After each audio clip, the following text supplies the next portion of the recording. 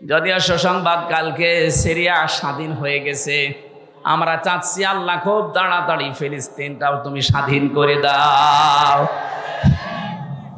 মুসলিমদের এই শক্তি যত বৃদ্ধি হবে, প্রতিবেশী নামে কলঙ্ক এই দাদারা তত ভয় পাবে। আশপাশের যতগুলো রাষ্ট্র আপনি তাকান, পাকিস্তান, আফগানিস্তান, নেপাল, ভুটান, চীন, মায়ানমার, প্রত্যেকটা রাষ্ট্রের সাথে ওদের সম্পর্ক একটাও ভালো নেই। প্রতিটি বর্ডারের দিকে একটু খোঁজ নিয়ে দেখেন, পাকিস্তান বর্ডারে ওরা মার খায়, চীনের বর্ডারে মার খায়, আফগানিস্তানের একটা সরু বর্ডার আছে ওখানে গেলেও মার খায়, নেপালের মতো জায়গায় মার খায়, মায়ানমারেও মার খায় মাঝে মাঝে, শুধু মারে আমাদেরকে। এমন প্রতিবেশী পেয়েছি শুধু মার খায় আমরা, ঘৃণা করি তাদেরকে, আমরা থুতু নিক্ষেপ করি তাদের এই আচরণের উপরে।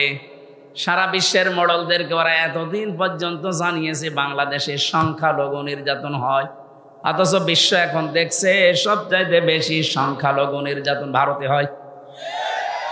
ওখানে ওরা খ্রিস্টান মেয়েদেরকে উলঙ্গ করে নাচি হাঁটিয়েছে রাস্তায়। ও বিশ্বের খ্রিস্টান যারা আছে 250 কোটির উপরে, কি করছেন আপনারা? ওটাকে আপনার মেয়ে না, আপনার বউ না, আপনার বোন না, আপনার মেয়েকে বোনকে যারা উলঙ্গ করে রাস্তায় হাঁটাতে পারে, এ মুশরিকদেরকে আপনারা কিছু বলেন না কেন?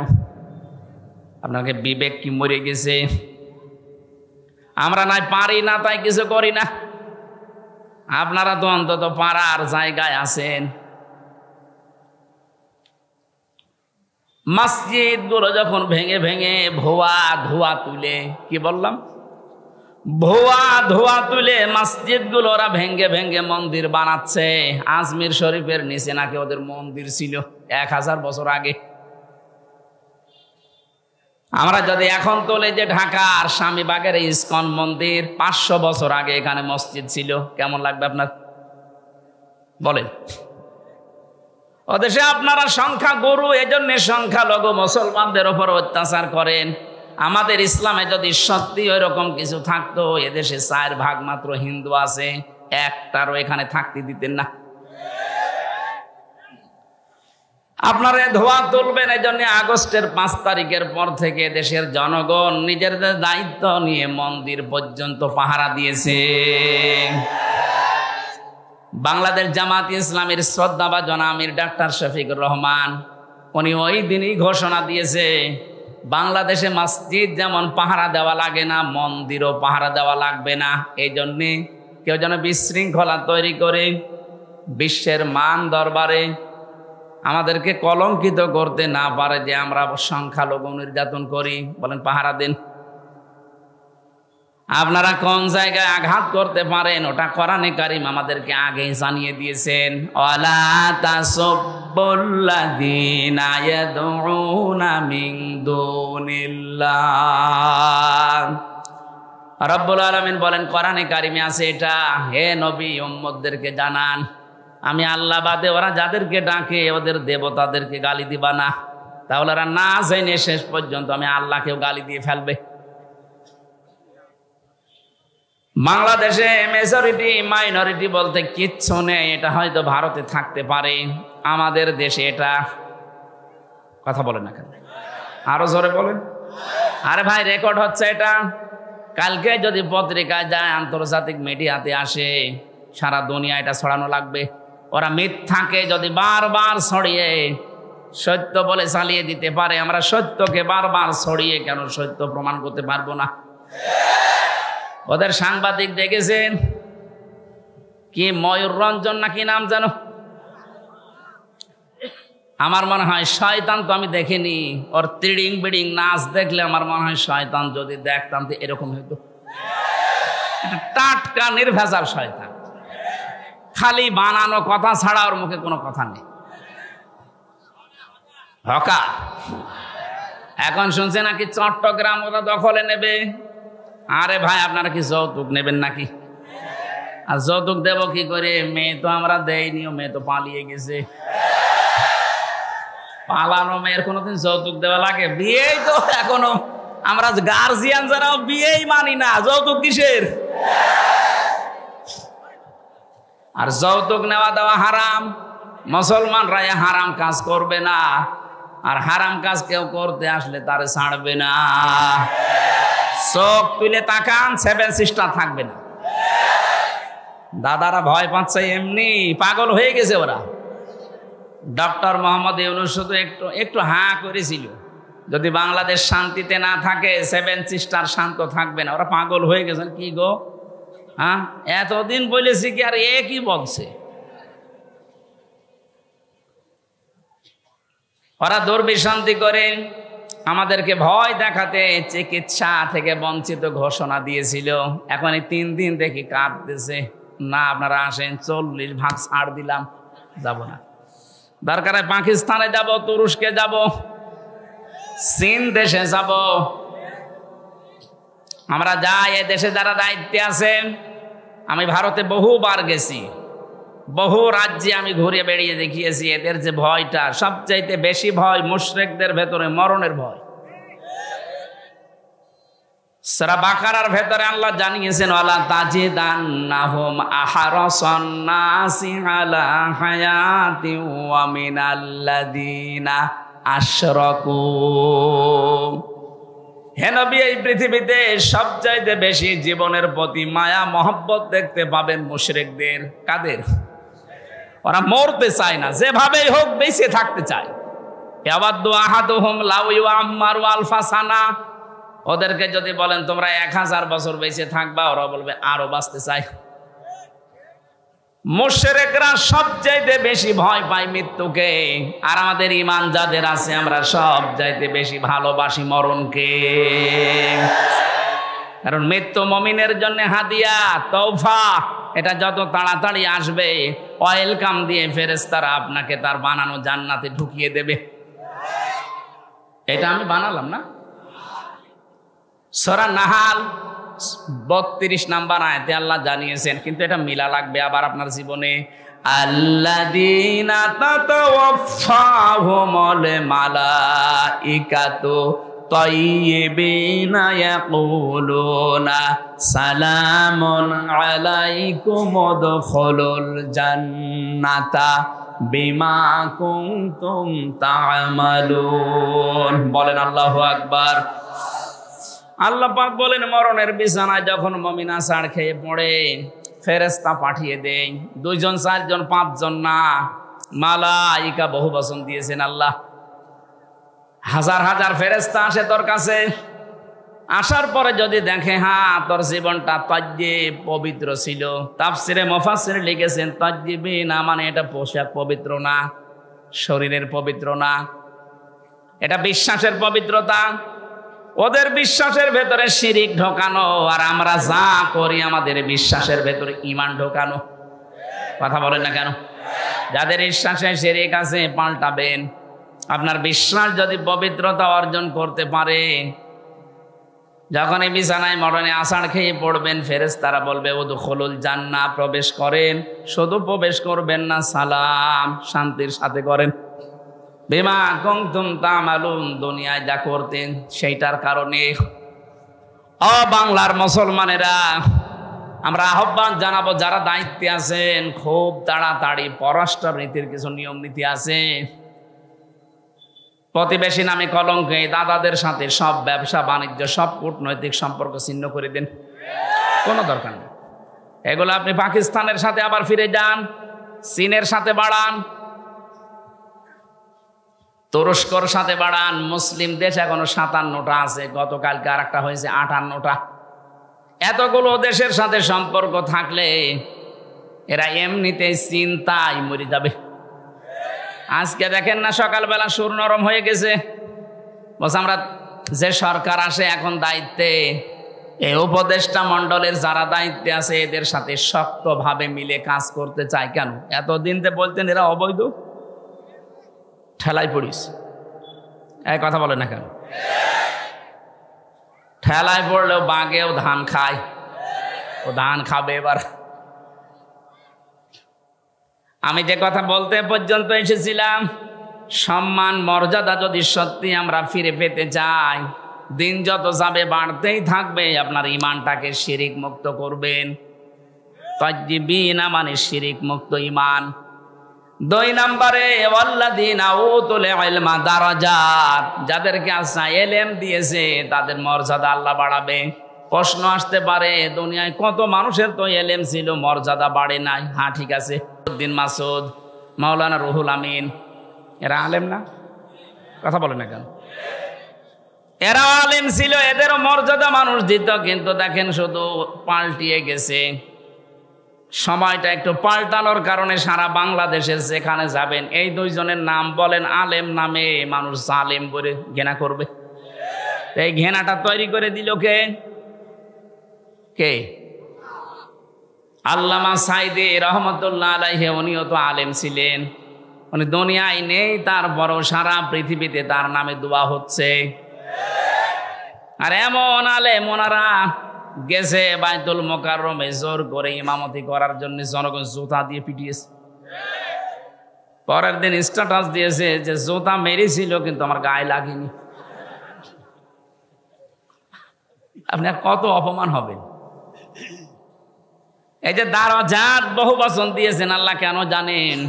কারণ দিন যত যাবে, জ্ঞানের উপরে যারা আমল করে তাদের মর্যাদা আল্লাহ তত বাড়াবে। যারা যতটুকু জ্ঞান পেয়ে আমল করেছে, আপনি তাকান, তাদের মর্যাদা আল্লাহ বাড়িয়ে দিয়েছে। আল্লামা জনায়েদ বাবুনগরী রহমতুল্লাহ আলাইহি, তার নাম শুনলে মানুষ এখন দোয়া করে। আল্লামা শাহ আহমেদ শফি রহমতুল্লাহ আলাইহি, তার নাম শুনলে মানুষ দোয়া করে। আর এরা জীবিত থাকতে দোয়া তো দূরের কথা, জুতা খায়। এই জন্য জ্ঞান অনুযায়ী আপনাকে কাজ করা লাগবে।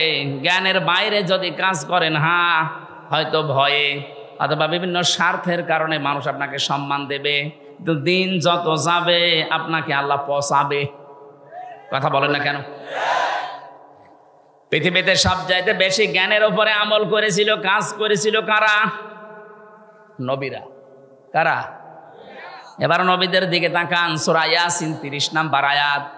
ইয়া হাসরাতান আলাল ইবাদ মা ইয়াতিহিম মির রাসূলিন ইল্লা কানু বিহি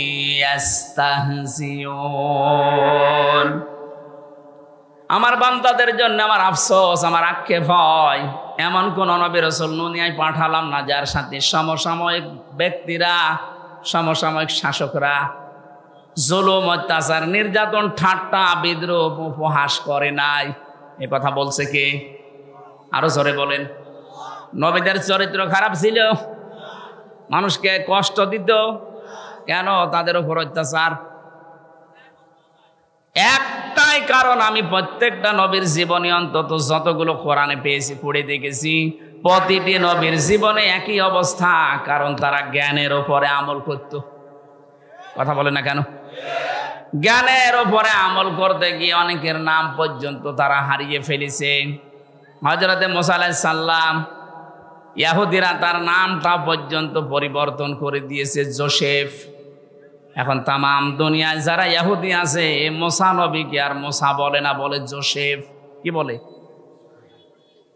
খ্রিস্টানরা হযরতে ঈসার নাম পাল্টিয়ে দিয়েছে যিশু। 250 কোটির উপরে খ্রিস্টান তামাম দুনিয়ার 257টা রাষ্ট্রে কম বেশি আছে।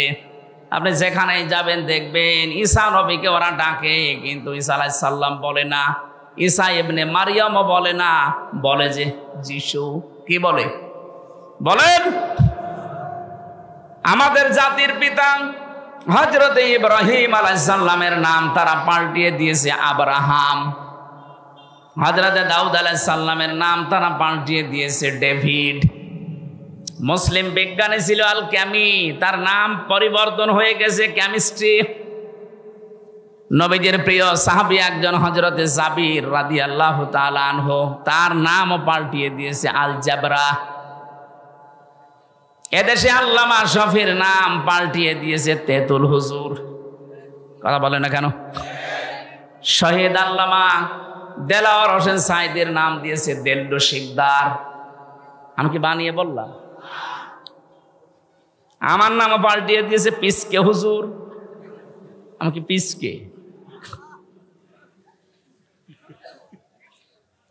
সত্যি কথা বলতে কি, জ্ঞানের উপরে যারাই দুনিয়াতে কাজ করবে, এটা ইহুদি খ্রিস্টান অমুসলিমদের কাজ। ওরা নাম পাল্টায়, ওরা নামের পরিবর্তন করতে পারলে ওদের আনন্দ লাগে। এই জন্যে শহীদ আন্তর্জাতিক জিয়া বিমানবন্দরের নাম পাল্টিয়ে আলাদা করে দিয়েছে। কথা বলেন না কেন? ওয়ালা তালমিজু আনফুসাকুম ওয়ালা তানাবাজু বিল আলকাব বিইসাল ইসমুল ফুসুক বাদাল ঈমান ওয়া মান লাম ইয়াতুব ফাউলাইকা হুমুজ জালিমুন। আল্লাহ বলেন নাম পাল্টাবা না। আজ যারা নাম পাল্টানোর হিরিক 15 বছর তৈরি করেছিলেন, কি হয়েছে? সে নাম তো আবার সব পাল্টিয়ে যাচ্ছে। কথা বলেন না কেন? টয়লেট থেকে শুরু করে সংসদ পর্যন্ত প্রতিটি জায়গায় নাম পাল্টাতে পাল্টাতে আর পারে নাই। সেটা পায়খানা টয়লেটের নামও দিয়েছে বঙ্গবন্ধু টয়লেট। তার কোথায় দেবেন? জাতে মাতাল হলো কিন্তু তালে ঠিক ছিল। জিয়ার নাম মুছে দিয়েছে ঠিক, এমন একজনের নাম দিয়েছে যেটা মুসলমানদের আবেগের জায়গা, যেন এটা পাল্টাতে না পারে। আপনি এখান থেকে মুছে দিয়ে কি করবেন? আমি আরাফাতের ময়দানে ছিলাম, ওখানে জিয়াউর রহমান লক্ষ লক্ষ গাছ লাগিয়েছে, নিম গাছ। ওটাকে এখন আর ওই দেশের মানুষ নিম গাছ বলে না, বলে জিয়া গাছ। হয়তো ওনার জীবনী থেকে আমি এই কাজটা পেয়েছি। জীবনে যদি আল্লাহ ওনার একটা কাজও পছন্দ না করে, হাজিদের আরাফাতের ময়দানে একটা শান্তির ব্যবস্থা। কি গরম জানেন ওই দেশে? 40, 42, 45, 55 ডিগ্রি সেলসিয়াস চলে। সেখানে একটা নিম গাছের ছায়া পেলে মানুষ মনে হয় আকাশ আমার মাথার উপরে নেমে এসেছে। এই যে লক্ষ লক্ষ হাজি সাহেবেরা আরাফাতের ময়দানে যেহেতু দোয়া কবুল হয়, শহীদ প্রেসিডেন্ট জিয়াউর রহমানের নামে যদি দোয়া করে, আল্লাহ তুমি ওর জীবনের যা হয়েছে হয়েছে মাফ করে দাও, আল্লাহ মাফ করতে পারে না। কথা বলে না কেন? আমরাও দোয়া করছি, আল্লাহ তুমি তাকে মাফ করে জান্নাত দিয়ে দাও। বলেন আমিন। বাংলার মানুষেরা যে কথাটা বলার জন্য এই যে মানুষের নাম পরিবর্তনের হিড়িক, এটা ইহুদি আর খ্রিস্টানদের। বাংলাদেশে এই কালচার চালু করেছিল 15.5 বছরে যারা ছিল তারা। কেন আপনি আল্লামা শফির নাম পাল্টিয়ে দিলেন? তেতুল হুজুর একটা নাম হলো। কথা বলেন না কেন? নাম পাল্টিয়ে পাল্টিয়ে যাদের বিচার করে করে আব্দুল কাদের মোল্লা নাম পাল্টিয়ে দিয়েছেন।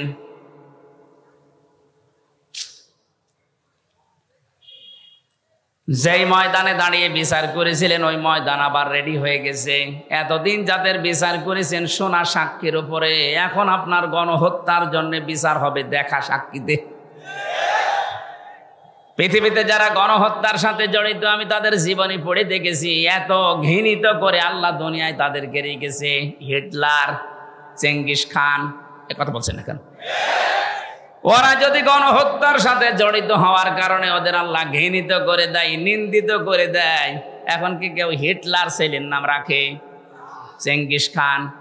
বলেন বলেন। আপনি যা করেছেন আপনার নাম সুন্দর হতে পারে, যোগের আবর্তনে কালের আবর্তনে দেখবেন সময় একদিন আসবে আপনার নামটাই গণহত্যার কারণে চেঙ্গিস খানের মতো, হিটলারের মতো ঘৃণিত হয়ে যাবে। যাদেরকে আপনি করেছিলেন তাদের নাম তো ঘৃণিত হয়নি, এখন তাদের নাম শুনলে মানুষ রহমতুল্লাহ আলাই পড়ে। 50 বছর পার হোক, আমরা যেহেতু এখানে আর 100 বছর পরে কেউ থাকবো না, নতুন প্রজন্ম এই জমিন চাষ করবে। দেখবেন ওই জামানায় মানুষ এটাকে গালি হিসাবে ব্যবহার করবে, চেঙ্গিস খানের মতো। কথা বলেন না কেন? কারণ যারা জুলুম করে সবচাইতে বেশি আল্লাহ পাক তাদের দিকে তাকিয়ে থাকেন। অলা তাহসাবান্নাল্লাযীনা তাহসাবান্নাল্লাহা গাফিলান আম্মা ইয়ামালুজ জালিমুন। সূরা ইব্রাহিম 13 নম্বর পারা 19 নম্বর 12 নম্বর লাইনের 42 নম্বর আয়াতের প্রথম অংশে আছে, আল্লাহ পাক বলেন, হে নবী আপনি কি মনে করেন যে জালেমদের কোনো খোঁজ আমি রাখি না?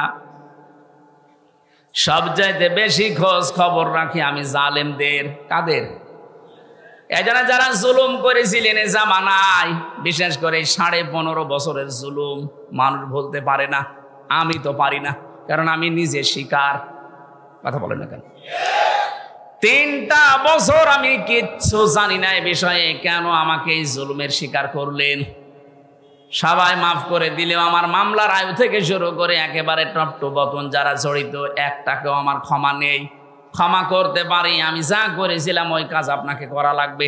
3 বছর ফাঁসির কন্ডেম ছেলে থাকবেন, আর 30 থেকে 32 লাখ টাকা আমার বাবার কাছ থেকে নিয়েছেন, ফেরত দেওয়া লাগবে।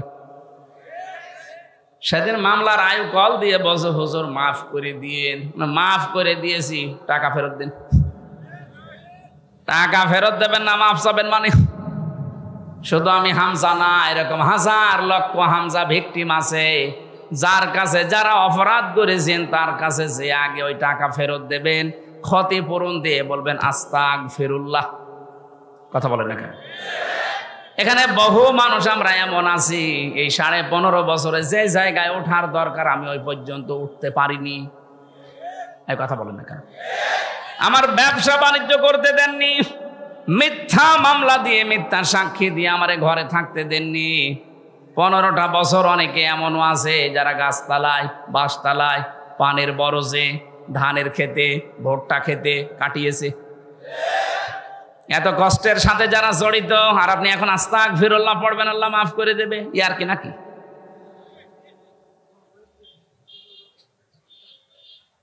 আমি শুধু শিক্ষা নেওয়ার জন্য 2-1টা জায়গায় এগুলো বলেছি, যে আমাকে এই কষ্টটা দেওয়া হয়েছিল রিমান্ডে, মাটির নিচে নিয়ে, জেলখানার কন্ডেম ছেলে ফাঁসির।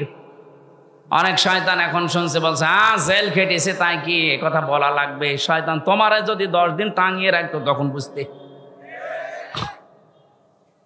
কত অসহায় থাকে ওখানে মানুষ জানেন আপনি? কি করেছেন ইসলামের জন্য, আপনার কি অবদান আছে বলেন তো দেখি। কেউ 8 বছর, কেউ 10 বছর, কেউ 14 বছর পড়ে আছে দুনিয়ায়, কেউ জানে না কি কষ্ট স্বীকার করেছে। এক একটা মানুষ, একটা দিন যায় মনে হচ্ছে 2 বছরের সমান। কেউ নেই আপনার আশপাশে, 24 ঘন্টা এতটুকু জায়গায় তালা মারা বসে থাকবেন, কতটুকু সময় পারবেন বলেন? ফখরুল ভাইয়ের কথা শুনছিলাম, মনে আমার কন্ডেম ছেলে আমার ছেলে ছিল। আচ্ছা হামজা তোমার সাথে কি করেছে আমি জানি না, আমার পায়ের ভেতর দিয়ে হাত দিয়েছে। সামনে যে লোহার ব্যারিকেড দেওয়া ছিল ছোট ছোট, ওর সাথে হাত লাগিয়ে তালা লাগিয়ে দিয়েছে। আরে ভাই 2-5 মিনিট পরে খুলে দে না, বছরের পর বছর 1.5-2 মিনিট সময় দিল টয়লেট করার জন্য। সকালে কয়েকটা পচা ছোলা দিয়েছে, তো পচা পারলে খান, না পারলে ফেলে দেন। দুপুরে 1 মুঠ ভাত দিয়েছে, তা মনে হচ্ছে মাখিয়ে দিয়েছে। কয়দিন আপনি পারবেন, কয় সপ্তাহ পারবেন? 8 বছর, 10 বছর, 14 বছরের লোক পেয়েছি আমি। এত বড় বড় নখ হয়ে গেছে, ওরা দেওয়ালের সাথে খুশিয়ে খুশিয়ে ভাবে লিখে রেখেছে ভাঙা ভাঙা অক্ষরে, যে ভাই যদি কেউ বাইরে যেতে পারেন এই নাম্বারটা একটু জানাবেন যে আমি বেশি আছি। এখনো পর্যন্ত অনেকে জালেমের সাফাই গায়ের বলে, কি হয়েছে যে ওনার পালানো লাগলো? কি হয়েছে? আপনার সাথে তো হয়নি, আপনি টের পাবেন না। এই লোকটাকে জিজ্ঞাসা করেন। যাদের সাথে হয়েছে তারা যদি বলে যে আমি মাফ করে দিলাম, আমার কোনো দায় নেই, কিন্তু আমারটা হবে না, আমার টাকা ফেরত দেওয়া লাগবে। আর আমার মতো 3 বছর ফাঁসির কন্ডেম ছেলে বিনা কারণে পড়ে থাকা লাগবে, তাও যোগাযোগ বিচ্ছিন্ন হয়ে। এমনি দুঃখে বলছি না, আমার ছোট মেয়েটা আজ পর্যন্ত আমার কাছে আসে না, ও আমার চেনেও না। কি করেছিলাম আমি? তার আমি 7 মাস রেখে গেছি, এখন তার বয়স 4.5 বছর। ও মনে করে এরকম হামজার মতো বহু হুজুর আমাদের বাড়িতে দেখা করতে আসে, এ মনে হয় ওইরকমই একটা হুজুর। যেদিন আমি জেল থেকে বাড়িতে আসলাম, নিচে এসে আমার বলছে, হুজুর চলেন আমাদের বাড়িতে চলেন। আমি যে ওর বাবা, ও জানে না, মনে করছে আর একটা হুজুর।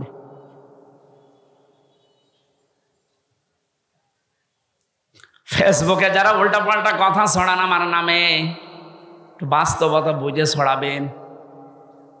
কি ঝড় গেছে আমার এই ছোট জীবনের ওপর, আপনি টের পাচ্ছেন।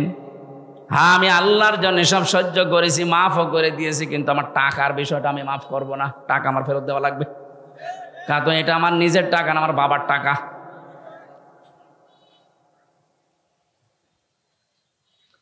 নামের হিড়িক যারা চালিয়েছিলেন এতদিন, কি হচ্ছে আপনাদের নাম এখন? কি হয়েছে ওই জায়গাগুলোর নাম দেখেন। প্রত্যেকটা জায়গা থেকে জনগণ ওই সাইনবোর্ড লাগিয়ে টাঙিয়ে ফেলে দিয়ে জেলার নাম লিখে দিচ্ছে। কুষ্টিয়ায় ওখানে একটা বানিয়েছিল ব্রিজ, নাম দিয়েছিল, এখন জনগণ ওইটা উল্টিয়ে লিখে দিয়েছে কুষ্টিয়া ব্রিজ। কি হইল আপনার এই নাম দিয়ে? এই নামের হিড়িক যেন সামনে আর কেউ পরিবর্তন করার হিড়িক তৈরি না করেন, তাহলে আপনার 5 বছরের পরে নামটা কিন্তু পরিত্যক্ত হয়ে যাবে।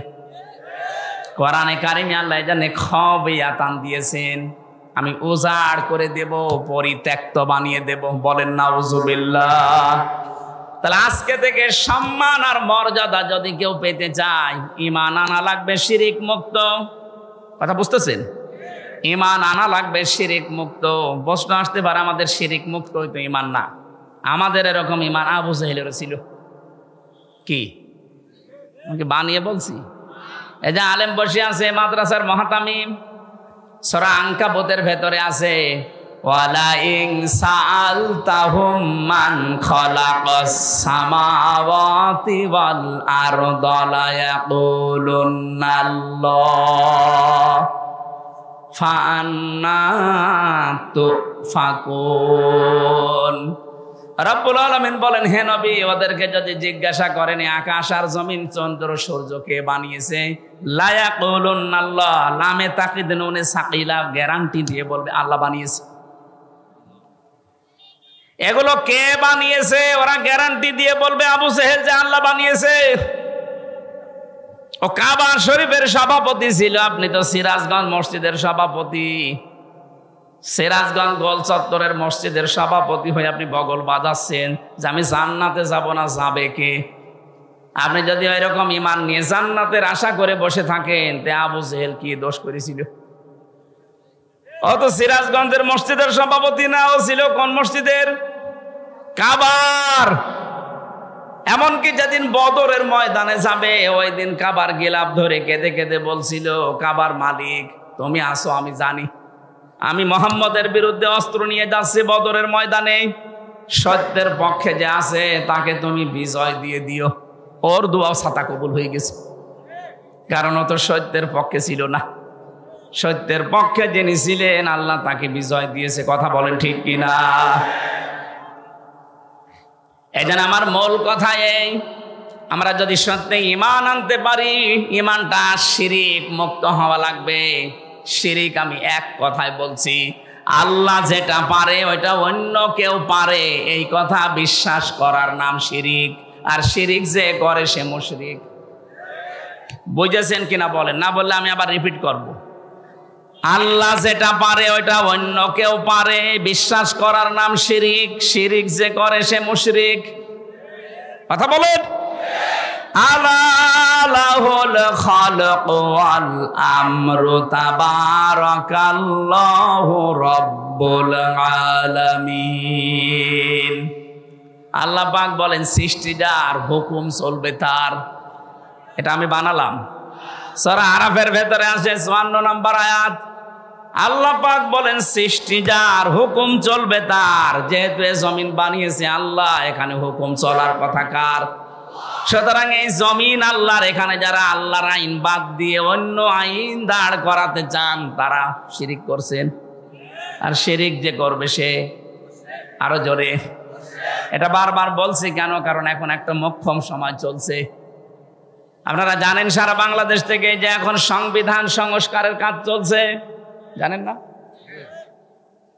96% মুসলমানের সবাই যদি আমরা আওয়াজ ধরি, যারা দায়িত্বে আছেন, সংবিধান এখন হবে এই দেশে মুসলমানের দেশে কোরআন।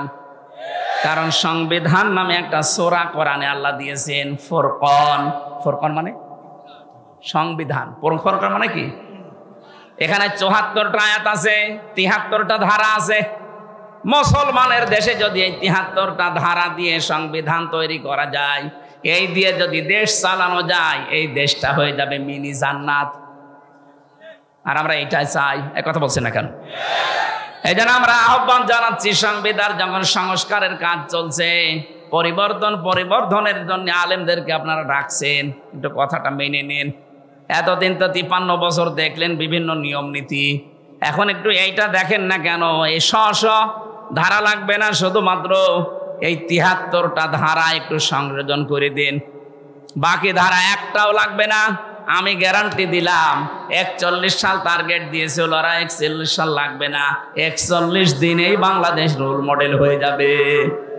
কারণ চুরি হবে না, ডাকাতি হবে না, জেনা নেই, ধর্ষণ নেই। এই ৭৩টা ধারার ভেতর আল্লাহ সব লুকিয়ে রেখেছেন, শুধু এগুলো প্রয়োগ করা দরকার। কারণ যিনি বানিয়েছেন তিনি জানে যে ওর দুর্বলতা কোথায়। কথা বলেন না কেন? এই জন্য আল্লাহ ঠিক ওইভাবে করে আইনগুলো সেট করেছেন, একটাও নেই। এই জন্য আমরা নিরাপত্তা পাই না, স্বস্তিতে শান্তিতে নিশ্চিন্তে বাস করতে পারি না। অমান দাখালাহু কানা আমিনা। আল্লাহ পাক বলেন, কাবার যে চত্বরটা আমি এটা কিন্তু নিরাপত্তা দিয়ে ঢেকে রেখেছি। কাবার যে এলাকাটা এটা নিরাপত্তা দিয়েছে কে? কেন?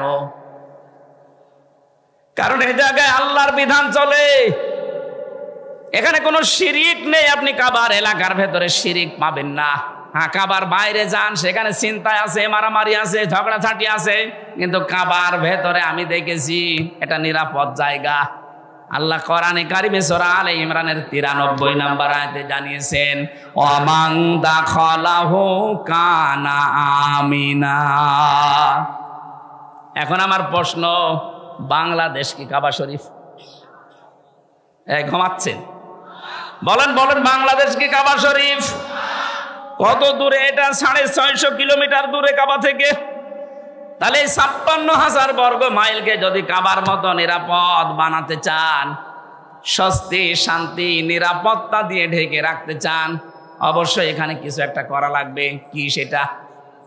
সূরা আনআম ৮২ নম্বর আয়াত, ৭ নম্বর পারা, ১৭ নম্বর পৃষ্ঠার ১ম নম্বর লাইনে আল্লাহ দিয়েছেন, আল্লাযীনা আমানু ওয়া লাম ইয়ালবিসু ঈমানাহুম বিযুলমিন উলাইকা লাহুমুল আমনু ওয়া হুম মুহতাদুন।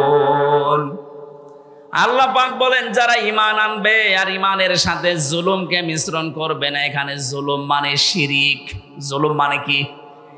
যারা জুলুমকে মিশ্রণ করবে না ঈমানের সাথে, উলাইকা লাহুমুল আমনু। আল্লাহ যেন এভাবে দেখাচ্ছেন, উলাইকা লাহুমুল আমনু, এই মানুষগুলো শান্তির হকদার।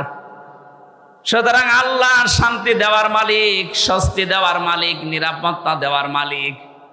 রব্বুল আলামিন সূরা কুরাইশ নাজিল করে গ্যারান্টি দিয়েছিলেন কুরাইশদেরকে, লিলাফি কুরাইশিন ইলাফিহিম রিহলাতাশ শিতাই ওয়াস সাইফ ফালিয়াবুদু রাব্ব হাযাল বাইত আল্লাযী আত'আমাহুম মিন জু' ওয়া আমানাহুম মিন খাউফ। বলেন আল্লাহু আকবার। যদি এই ঘরের মালিকের ইবাদত করতে পারো, ক্ষুধা লাগলে খাবারের ব্যবস্থা আল্লাহ তোমাদের করে দেবে। আর যদি ভয় পাও, ভয়ের সময় নিরাপত্তা দেবে, স্বস্তি শান্তি ফিরিয়ে দেবে। আমাদের ৫৬,০০০ বর্গ মাইল সত্যি যদি আমরা এখন নিরাপত্তা দিতে চাই, যেভাবে প্রতিবেশীরা আধা জল খেয়ে লেগেছে, নিরাপত্তা দিতে হলে, ষড়যন্ত্র থেকে বাঁচাতে হলে জাতিকে শিরিক থেকে বাঁচাতে হবে, তাছাড়া সম্ভব না। আর আমরা চাই এই জন্যে এদেশ যেন শিরিক মুক্ত হয়। বহু চেষ্টা আমরা বিভিন্ন কায়দায় চালাচ্ছি, কিন্তু জাতি এত অজ্ঞ, বিশেষ করে মেয়েরা। আবার শোনেন, আল্লাহ যেটা পারে ওটা অন্য কেউ পারে বিশ্বাস করার নাম শিরিক। শিরিক যারা করে তারা সন্তান দিতে পারে কে? অন্য কেউ পারে। বিশ্বাস যারা করেন তারা কিন্তু শিরিক করছেন। আমি একটা উদাহরণ দিলাম না, আইন দিতে পারে আল্লাহ। আল্লাহর আইন বাদ দিয়া যারা অন্য আইন এখানে জারি করার চেষ্টায় আছেন, আপনি নামাজ পড়লে, রোজা রাখলে, হজ করলে, যাকাত দিলেও আপনি মুশরিক। আশা করছি আপনি বুঝেছেন। এরপরও যদি কেউ না বোঝার ভান করে থাকেন, আপনাকে কোরআন শরীফ দিয়ে হবে না, বুখারী শরীফ দিয়ে হবে না, আপনার বাকারি শরীফ লাগবে। আল্লাহ আপনাকে বোঝার তৌফিক দিন, বলেন আমিন। এজন্য ঈমান আনার পাশাপাশি জ্ঞান অনুযায়ী যদি আমরা আমল করতে পারি, দিন যত যাবে সৃষ্টি জগতের সামনে আমাদের মর্যাদা সম্মান আল্লাহ বাড়াতেই থাকবে। আল্লাহ যেন আমাদেরকে এটা দেখান, বলেন আমিন। কোরআনে কারীমের সূরা মুতাফফিফিন, এখান থেকে মাত্র ৩-৪টা আয়াত আমরা তেলাওয়াত করেছি তাফসীর আকারে। আপনারা সেই মাগরিব থেকে বসে আছেন তো আমি দেখতে পাচ্ছি, অনেকে ওঠাউঠি করছে, এটা পেশাব পায়খানার ব্যাপার আছে, আবার অনেকের বিড়ির নেশা আছে। বিড়ি খাওয়ার যাদের নেশা আছে এই মানুষগুলো তো উঠবে, এদেরকে আপনি ওয়াজ করে ঠেকাতে পারবেন না। সুতরাং যাদের পেশাব পায়খানা বিড়ি খাওয়ার খুব নেশা লেগেছে, আপনি খেয়ে আবার চলে আসবেন। একেবারে চলে যেন না, খেয়ে আবার চলে আসবেন। আসবেন তো ইনশাআল্লাহ। আমরা কোরআনে কারীমের সূরা মুতাফফিফিন, এই খুব ভালো করে শুনবেন, এটা একটা আমাদের সামাজিক জীবনের কাজ। আল্লাহ পাক বলেন মুতাফফিফিন মানে কি? যারা নেওয়ার সময় বেশি করে নেয় আর দেওয়ার সময় ওজনে কম দেয়, এ মানুষগুলোর ধ্বংস কামনা করেছে আল্লাহ নিজে, বলেন নাউজুবিল্লাহ। আজ আমাদের পরিবার, সমাজ আর রাষ্ট্র এই ওজন কম বেশি এইটার কারণে ধ্বংস হয়ে যাচ্ছে। আমি যেমন বিশ্ববিদ্যালয়ে দেখেছি অনেক স্যার যারা আছে, যারা ডক্টর, বিভিন্ন ভার্সিটি থেকে তারা ডক্টরেট করে আসে, আল আজহার থেকে, মদিনা থেকে, বিশ্বের বিভিন্ন জায়গা থেকে তারা জ্ঞান আহরণ করে আমাদেরকে যারা শিক্ষা দেয়, তারা কিন্তু নেওয়ার সময় বিভিন্ন জায়গা থেকে ভালোই নিয়েছিল, কিন্তু দেওয়ার সময় আর সঠিকভাবে দিতে চায় না। তখন বলে প্রাইভেট পড়া লাগবে, কোচিং করা লাগবে, বা উনি অন্য বিশ্ববিদ্যালয় প্রাইভেটে যে ক্লাস করায়। আমি শুধু ভার্সিটির স্যারদের উদাহরণ দিলাম এই জন্যে, এটা প্রাইমারি থেকে শুরু করে একেবারে কলেজ পর্যন্ত সব জায়গায়, হাফিজি মাদ্রাসা থেকে একেবারে দাওরা মাদ্রাসা পর্যন্ত, 1 থেকে কামেল পর্যন্ত প্রত্যেকটা জায়গার জন্য বলছি, শিক্ষক যারা আছেন, নেওয়ার সময় যারা বেশি বেশি জ্ঞান অর্জন করেন, দেওয়ার সময় যারা সঠিকভাবে দিতে চান না ছাত্রদেরকে, তখন আবার প্রাইভেট পড়া লাগবে, কোচিং করা লাগবে, আপনি কিন্তু ধ্বংস হয়ে যাবেন। এক কথা বলছেন? আল্লাহ সূরার শুরুতে এইটাই জানিয়েছেন, ওয়াইলুল লিল মুতাফফিফিন আল্লাযীনা ইযা তালু আলান নাসি ইস্তাওফুন। ধ্বংস হয়ে যাক ওই মানুষগুলো যারা নেওয়ার সময় বেশি নেয়, দেওয়ার সময় কম দেয়। আর সারাটা জীবন আমরা এই লাইনে আছি, নেওয়ার সময় কিন্তু এলেম, নেওয়ার সময় জ্ঞান বিভিন্ন জায়গা থেকে যেভাবে সংগ্রহ করি, কিন্তু ওইটা যখন বিলোপন করার সময় হয়, ডেলিভারি দেওয়ার সময় হয়, এটা তখন আর সঠিকভাবে আমরা দিতে চাই না, বিভিন্ন ক্রস কারণ দেখিয়ে আমাদেরকে আল্লাহ ধ্বংস করে দেবেন। অনেকেই মনে করি যে এটা শুধু দোকানদারদের জন্য, তারা ওজনে কম বেশি করে না, এটা সবার জন্য প্রযোজ্য। হযরতে শুআয়ব আলাইহিস সালামের জামানায় তার জাতিকে আল্লাহ যে 2টা কারণে ধ্বংস করেছিলেন, তার 1 নম্বরে তারা ওজনে কম বেশি করত। আজ উম্মতি মুহাম্মদী আমরা দাবি করে হাজারো মানুষ এখানে আছি যারা খাদ্যে ভেজাল দেয়, খাদ্যের ভেতরে বিভিন্ন বিষ মিশিয়ে দেয়। এই কথা বলেন না কেন? এই যে ফরমালিন যারা দেন, এইটা খেয়ে যদি কোনো মানুষ অসুস্থ হয়, তার বিভিন্ন শরীরের অর্গানগুলো নষ্ট হয়ে যায়, লোকটা যদি মৃত্যুর কোলে ঢলে পড়ে। আপনি তো ফলের ভেতরে, সবজির ভেতরে, খাদ্যের ভেতরে ফরমালিন দিয়েছিলেন, বিষ দিয়েছিলেন, ঔষধ দিয়েছিলেন, কিন্তু কিয়ামতে আপনি যখন উঠবেন তখন মানুষ হত্যাকারীর তালিকায় উঠবেন। আমি তো আয়াত পড়ার পরে দেখতে পাই বাংলাদেশে বহু মানুষ হত্যাকারীর তালিকায় কিয়ামতে উঠবে। কথা বলেন ঠিক কিনা? এজন্য খুব সাবধান এই জায়গায়, কোনো খাদ্যে ভেজাল দেবেন না। খাদ্যের কৃত্রিম, এই যে বিভিন্ন মানুষ টাকা পয়সার জন্য এগুলো সংকট তৈরি করেন, আপনি যে কত বড় অপরাধী আল্লাহর কাছে আপনি টের পাচ্ছেন না। যারা খাদ্যের কৃত্রিম সংকট তৈরি করে মানুষকে কষ্টে ফেলে রাখেন, আল্লাহ পাক বলেন যখন মানুষ খাবার থাকার পরও সংকট তৈরি করে তখন আমার আরশ কেঁপে যায়। কারণ পৃথিবীতে সবচাইতে বেশি আদর আর মহাব্বত করে বানিয়েছিলাম আমার বান্দাকে।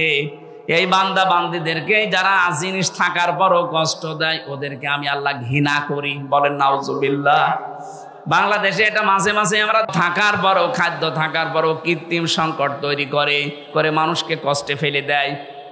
যেই ধনীগুলো এগুলো করছেন, ইয়ামহাকুল্লাহুর রিবা ওয়া ইউরবিস সাদাকাত, হারাম কোন জিনিসে আল্লাহ বরকত দেয়নি, বরকত আল্লাহ দিয়েছে হালালে। এজন্য হারাম ইনকাম যারা করেছেন আপনি তাকান তাদের দিকে। এত কোটি কোটি টাকার মালিক হয়েছিল, কেউ বেগম পাড়া, কেউ সাহেব পাড়া বানিয়েছে, কিন্তু কি হলো তাদের টাকা?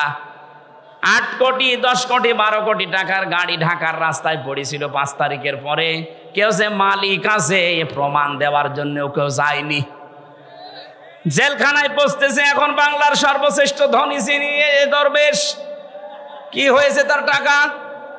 বৈধ অবৈধ নেই, 7টা ব্যাংক থেকে 36,000 কোটি টাকা চুরি করেছে। 36,000 কোটি। শেয়ার মার্কেট লুট করেছে, ব্যাংকগুলো দেউলিয়া বানিয়ে দিয়েছে। এক দরবেশে এমন একটা ভয় ধরেছিল, মানুষ উপর থেকে বিশ্বাস করতো না, না এত বড় দরবেশে কাজ করতে পারে। এই জন্য ও দাড়ি কেটে নম হয়ে গেছে। আদালতে একজন জিজ্ঞাসা করেছিলেন, আফারমান দাড়ি কাটলেন নবীর সুন্নত?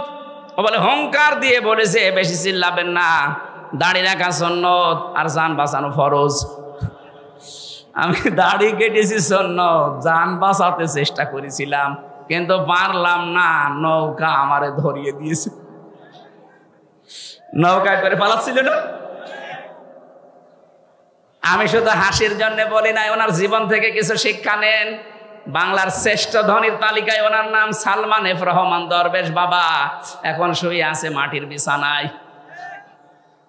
হারামে আল্লাহ আপনাকে আরাম দেয়নি। সত্যি কথা বলতে আল্লাহ এই বিষয়টাকে গরুর বলে দিয়েছেন। আমি হুজুরকে বলছি, আমাল হায়াতুদ দুনিয়া ইল্লা মাতাউল গুরুর। ও বাংলার মানুষেরা, দুনিয়ার জীবন কিন্তু গরুর। গরুর মানে ধোঁকা। আপনি কি মনে করেন যে আপনার ছেলে মেয়ে আপনাকে খুব ভালোবাসে? কে বলেছে আপনাকে?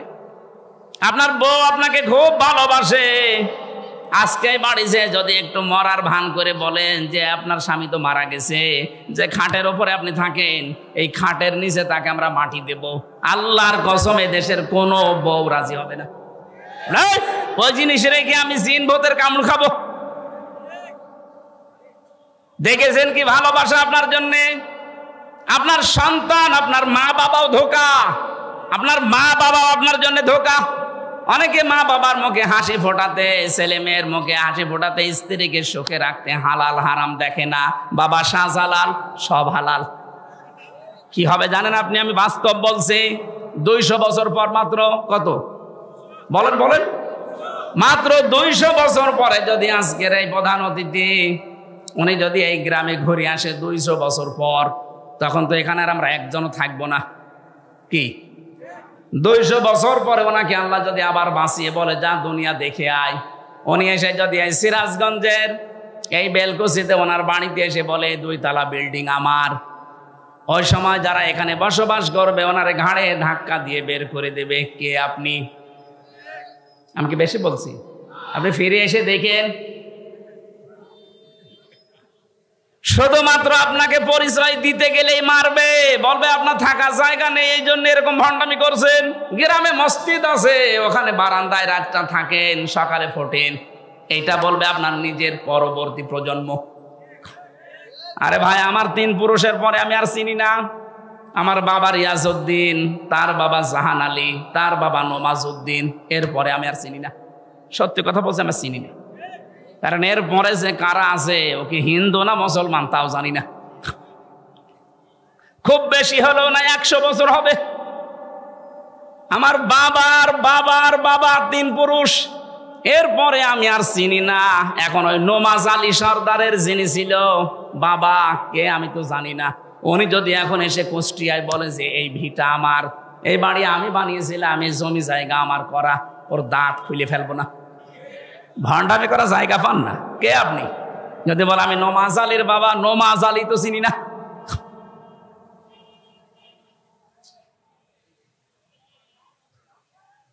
দুনিয়ার জীবনটা সত্যি কিন্তু ধোঁকা। এই জন্য হারাম অবৈধ ইনকামের পথে যারা পা বাড়িয়েছেন আপনি থামেন, নয়তো কিন্তু এইটাই আপনার কাল হয়ে দাঁড়াবে। আরে ভাই, মানুষের জীবন তো সফল ওই লোকটা ফামাঙে সহসিহানিন্নার ওয়া উদখিলাল জান্নাতা ফাকাদ ফাজ। আল্লাহ পাক বলেন ওই লোকটার জীবন সফল, সাকসেস, যাকে আমি আল্লাহ আস্তে করে জাহান্নামের কাজগুলো ছেড়ে দেওয়ার তৌফিক দেই আর আস্তে আস্তে জান্নাতের কাজের দিকে এগিয়ে দেই। এটা এক অর্থ। 2 নাম্বার অর্থ হচ্ছে যাকে কিয়ামতে আমি আল্লাহ জাহান্নামের আগুন থেকে মুক্ত করে জান্নাতি বলে ঘোষণা দিয়ে দেব, এই লোকটার জীবন সফল। কোরআনে কারিমে আল্লাহ ইসকাউনা মির রাহিকিম মাখতুম খিতামুহু মিসক ওয়া ফি যালিকা ফালিয়াতানাফাসিল মুতানাফিসুন। জোরে বলেন আমিন। রব্বুল আলামিন জানিয়েছেন ইসকাউনা মির রাহিকিম মাখতুম। রাহিক শব্দের শাব্দিক অর্থ হচ্ছে শরাব, মদ। আল্লাহ পাক এমন মদ তোমাদেরকে পান করাবেন, এমন শরাব। এই মদের বর্ণনা আল্লাহ দিয়েছেন খিতামুহু মিসকন, মিস্ক আম্বর দিয়ে যার মুখটা আটকানো থাকবে। আজ পর্যন্ত ওই মদের বোতল কেউ খোলে নাই। মদের বোতল এমনিতেই গন্ধ হয়ে যায় যদি আটকে রাখেন কোনো জিনিস, এটা পৃথিবীর নিয়ম। পৃথিবীর কোনো জিনিস যদি কেউ এক জায়গায় রেখে দেয়, যত দামি জিনিস হোক, ওটা নষ্ট হয়ে যাবে। আপনি পানি এক জায়গায় রেখে দেন, দেখেন গন্ধ হবে, পোকামাকড় তৈরি হবে, দুর্গন্ধ বের হবে। কথা বলছে না কেন? পছন্দ ধরে যাবে। লোহা লক্কড় এক জায়গায় রেখে দেন, দেখেন জং ধরবে, মরিচা পড়বে, আস্তে আস্তে নষ্ট হয়ে যাবে। পৃথিবীর নিয়মই এইটা, কোনো জিনিস এক জায়গায় রাখলে ঠিক থাকে না, আর মুখ আটকালে তো ওটা আগে নষ্ট হয়ে যায়। আল্লাহ পাক বলেন একটা মেয়াদ আছে, এরপরে ওটা ঠিক থাকে না। সে বোতল জাত বলেন আর যাই বলেন, আল্লাহ বলেন আমি এমন মাখতুম দিয়েছি খিতামুহু মিসক, এটা আমি মেশকে আম্বর দিয়ে মুখটা আটকিয়ে দিয়েছি। অফি যালিকা ফালিয়াতানাফাসিল মুতানাফিসুন। এই মদ যারা খাবে, দিন যত যাবে তাদের চেহারা পাল্টাতে থাকবে, তারা মাতাল হবে না, কোনোদিন হোশারা হবে না। সুতরাং এই জান্নাত পাওয়ার জন্য যারা প্রতিযোগী আছে তাদের প্রতিযোগিতা করা উচিত। কে বলছেন? সুতরাং আমাদের এই দশর দুনিয়ায়, এই নশর পৃথিবীতে আমরা যদি বুদ্ধিমান হয়ে থাকি, আমাদের ওই বানানো আল্লাহর যে বাগান জান্নাত, যেটাতে মদ আল্লাহ রেখে দিয়েছেন মুখ ঢেকে, ওইটা পাওয়ার জন্য প্রতিযোগিতা করা দরকার। মিজাজুহু ওয়া মিজাজুহু মিন তাসনিম। আল্লাহ পাক বলেন আমি তাসনিম রেখেছি। আমি আজকে তাসনিমের ব্যাখ্যাটা পেয়েছিলাম। তাসনিম মানে আমরা মনে করি, এটার ব্যাখ্যায়, তাসনিমের ব্যাখ্যায় আছে সবচাইতে উত্তম এবং সুন্দর পানি। বিশ্বের ভেতরে একজনের নাম আপনারা শোনেন, এই যে নীতা আম্বানি, ভারতে বাড়ি। এই মেয়েটা যে পানি খায়, এ পানির নাম অ্যাকোয়া ডি ক্রিস্টোলা। এক বোতল 750 গ্রামের বোতলের দাম বাংলাদেশের টাকায় 51 লাখ টাকা। এক বোতল পানি মাত্র 750 গ্রাম, 51 লাখ টাকা দিয়ে এক বোতল পানি খায়। এরকম যদি 10 বোতল পানি রাত দিন মিলে লাগে, হিসাব করে তো কত টাকা আসে? 5 গ্রাম স্বর্ণের স্বর্ণ পোড়ানো যেটা আছে পানি, ওই যে ছাই আছে স্বর্ণ পোড়ানো, ওইটা ওর ভেতরে দেওয়াটা স্বাস্থ্যের জন্য নাকি ভালো। আল্লাহ পাক বলেন জান্নাতের যে মিজাজুহু তাসনিম, এটা যদি মানুষের ভেতরে যায়, দিন যত যাবে তার চেহারা তত গ্লেজ দেবে। এজন্য নীতা আম্বানির বয়স অনেক, 60 বছরের উপরে, কিন্তু মনে হচ্ছে 30 বছর বয়স। আমার মনে হয় মিডিয়া যারা আছে নেতা আম্বানির নাম শুনে ওই রসপিকার মতো আবার আমার কোন তাল লাগায় আল্লাহ জানে, এরা খালি প্যাচ লাগানোর ধান্দায় আছে। আমি তো একটা উদাহরণ দিলাম তাসনিম দিয়ে। এত উত্তম পানি আল্লাহ আমাদের জন্য ব্যবস্থা করে রেখেছেন। আইনাই ইয়াশরাবু বিহাল মুকাররাবুন, যারা আল্লাহর সান্নিধ্য প্রাপ্ত বান্দা হবে তাদেরকে আল্লাহ আইনুন মানে ঝর্ণা এখান থেকে পান করাবে। জোরে বলেন আমিন। আমাদের ওই যোগ্যতা আছে কিনা আপনি নিজেই বুঝতে পারছেন, আপনি ওই জায়গায় যেতে পারবেন কিনা। এই জন্য হাওয়া হারাম অবৈধ, নেওয়ার সময় বেশি বেশি নেওয়া, দেওয়ার সময় কম কম দেওয়া, এই সমস্ত কাজ কারবার ছেড়ে দেওয়া লাগবে। খাদ্যে ভেজাল দেওয়া, ওজনে কম বেশি করা, মানুষকে ঠকানো, এগুলো সব মনে করবেন আমার নিজের জন্য ঠকছি। আমি একজনকে ঠকানো মানে আমি আগে নিজে ঠকলাম, কারণ কিয়ামতে এই ঠকা জিনিস আগে তাকে দেওয়া লাগবে। দুনিয়ায় কাউকে যদি কেউ ঠকান, আগে দুনিয়ার ময়দানে না কিয়ামতে যখন আল্লাহ বিচার করবে ওইটা আগে তাকে ফেরত দেওয়া লাগবে। কি দিয়ে দেবেন? দুনিয়ায় যে কয়টা ভালো কাজ করেছিলেন নেকির কাজ দিয়ে দেওয়া লাগবে। এজন্য সবচাইতে বড় আহাম্মক ওই লোকটা, যে লোকটা মানুষের ক্ষতি করে আনন্দ পায়, অথচ এইটার দ্বারা তার নিজের ক্ষতি হয়। আল্লাহ তুমি আমাদেরকে সহজভাবে যা বোঝার তৌফিক দেন, বলেন আমিন। আপনার দ্বারা যদি কারো উপকার নাও হয়, দুনিয়ায় যেন কারো ক্ষতি করবেন না, কারণ ক্ষতি করা মানে নিজের পায়ে কোড়াল মারা। হযরতে হাসান বসরি রাহমাতুল্লাহ আলাইহি, উনি একজনের কাছে ফলের ঝুড়ি সাজিয়ে সাজিয়ে পাঠিয়ে দিলেন।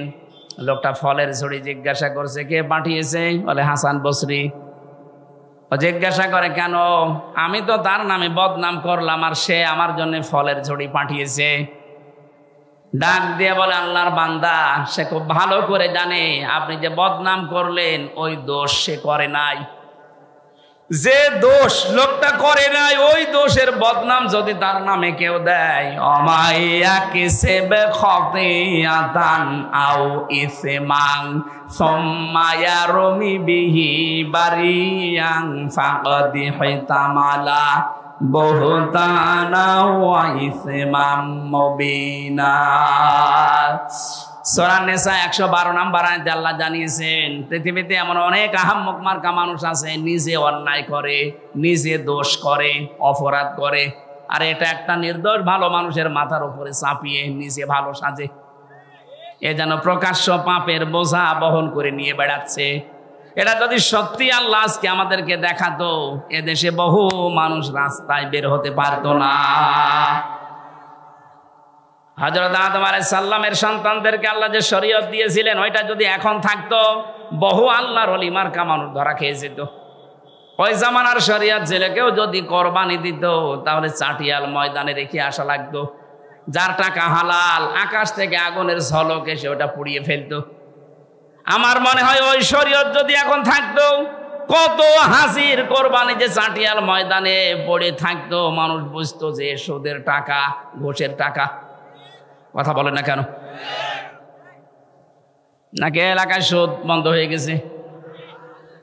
এই যে যারা টাকা ছেড়ে রাখেন, মাসে মাসে টাকা আসে, 1000 দিলে 100 টাকা করে বেশি দেয়, এটা এলাকায় নেই? এটা মায়ের সাথে জেনা করার গুনাহ হচ্ছে। কে হুজুর বলেন আপনাদের? কেন ওনার কথা মানা যায় না? কিয়ামতে যেদিন ধরা খাবেন, বলবেন আল্লাহ আমাদের কাছে কেউ আসেনি, ওই লোকটা দাঁড়াবে তখন, ও ডাক দিয়ে বলবে সুদ ওরা খেয়েছে, আমি নিষেধ করার পরও ওরা শোনে নাই। এই জন্য যারা এ কাজ করছেন, যেহেতু এতদিন না জেনে হয়তো খেয়েছেন, এখন থেকে ছেড়ে দেওয়া লাগবে। মায়ের সাথে জেনা করার এই গুনাহ আজকে থেকে আর করা যাবে না, বন্ধ হওয়া লাগবে। যারা টাকা ছেড়ে রেখেছেন, টাকা আসে, এই ব্যবসা কারা কারা বন্ধ করবেন? হাত তোলেন। ও এলাকায় আছে, হালকা পাতলা আছে, বেশি না, ঠিক আছে, আপনারা চালান।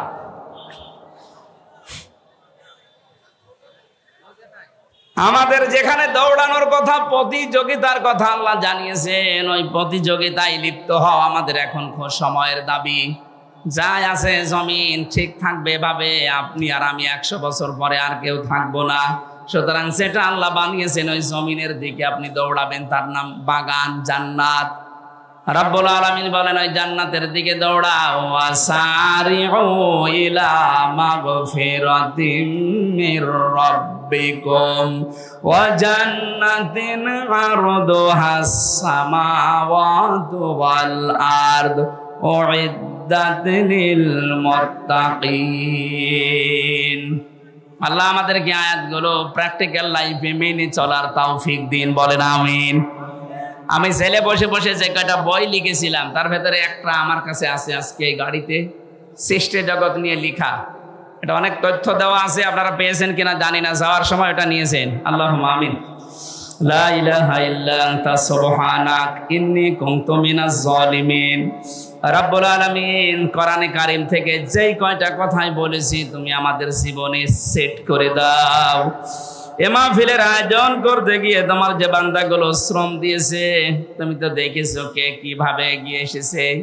কোরআনের প্রচারে, কোরআনের প্রসারে, কোরআনের শিক্ষায় যারা এগিয়ে আসে, আল্লাহ তুমি তাদের জীবনের অভাব করে দাও। সম্মানিত সভাপতি